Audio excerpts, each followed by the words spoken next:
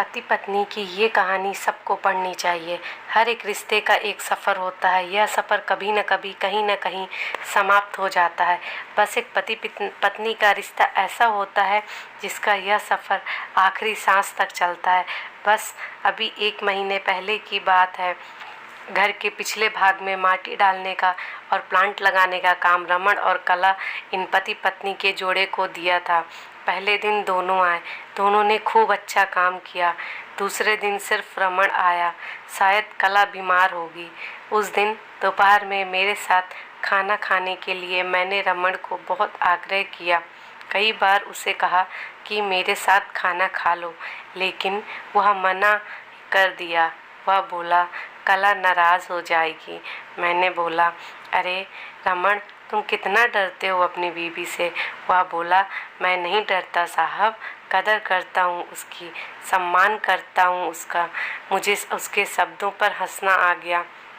मैंने उससे कहा, अरे क्या रखा है उसमें, ना रंग है ना रूप है, फिर क्यों इतना उसके पीछे पीछे भागता है। वह बोला, कोई फ़र्क नहीं पड़ता साहब, रंग हो या ना हो, रूप हो या ना हो, लेकिन फिर भी वही मुझे जग में सबसे प्यारी लगती है। मैं बोला, तू पूरा जोरू का गुलाम लगता है, क्या तुझे अपने पत्नी के अलावा बाकी रिश्ते महत्वपूर्ण नहीं लगते। उसने शांति से जवाब दिया, देखिए साहब, माँ बाप तो भगवान होते हैं, तो उनकी पूजा करनी चाहिए।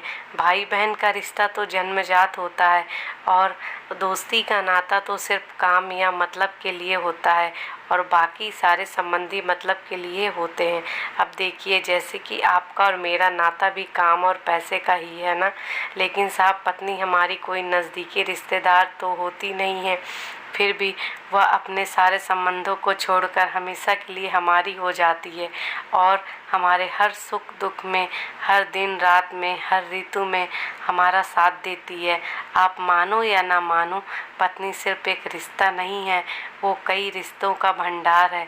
जब वह हमारी हर इच्छा पूरी करती है, हमारी देखभाल करती है, हमको लाड लड़ाती है, तब वह किसी माँ की भूमिका निभा रही होती है।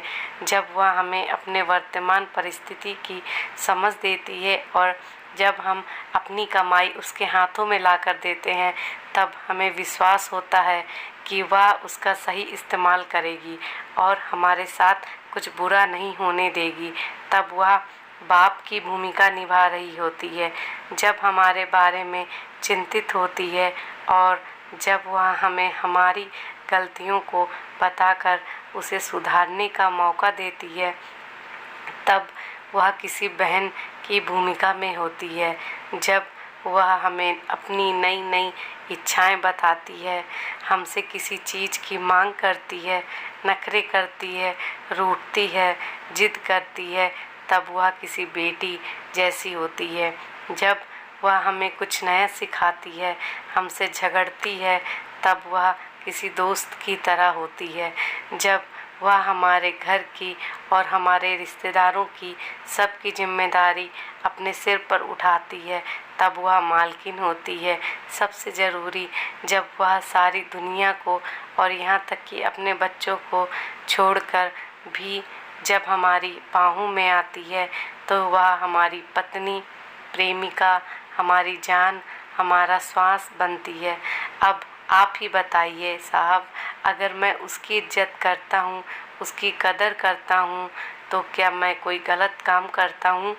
और वैसे भी पत्नी सिर्फ अपने अनजाने घर आती है और बाकी के रिश्ते तो परिस्थिति के हिसाब से निभा जाती है।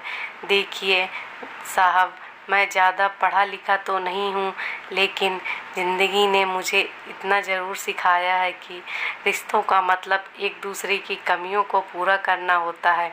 नहीं तो अगर आप बिना कमियों वाले किसी इंसान को ढूंढने बैठोगे तो ज़िंदगी भर अकेले रह जाओगे।